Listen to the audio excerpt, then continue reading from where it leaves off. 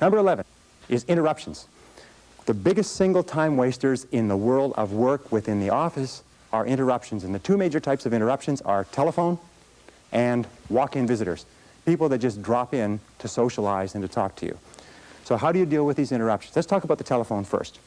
The way that you deal with telephone interruptions is to remember this. When you were a child, the telephone was where you got phone calls from your boyfriend or your girlfriend. Today, we still are conditioned to have an irresistible urge to answer the phone. As a matter of fact, it's been demonstrated that you can get through to people on the phone that you could never get to physically, because people cannot resist answering a ringing phone. You have to discipline yourself to remember that if it's important enough, they'll phone back. So here's some of the things you do with telephone calls. First of all, have your calls held. Tell somebody you're going to be in a meeting, you're going to be working, and have all your calls held for 2 or 3 hours, and then phone back all at once. Second of all, with regard to interruptions, if you don't have somebody to hold your calls, do what I do when I work at home. I unplug the telephone. Now people say, well, what if it's important? If it's important, they'll call you back.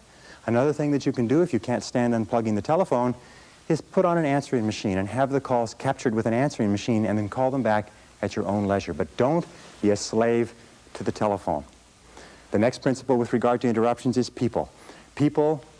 Most people are time wasters. That's the basic rule. Most people are time wasters. They waste your time, they waste their own time, they waste other people's time, and you have to be alert to it. So when a person comes in and they want to talk, they drop in without notice. The very fastest way to get rid of a person is to stand up when they walk in. If you stand up and stay standing up, they won't sit down. And you can lead them out by saying, there's one more thing before you go.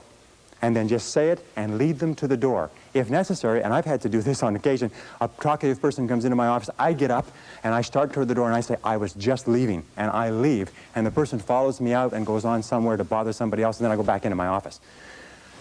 If people call and say, have you got a minute? Say, no, not right now, could it wait till this afternoon? You know what they'll say? They'll say, sure. And 90% of cases, they'll forget why they came in the first place. So control interruptions. The interruptions and the ringing telephone are two major sources of stress in the world of work.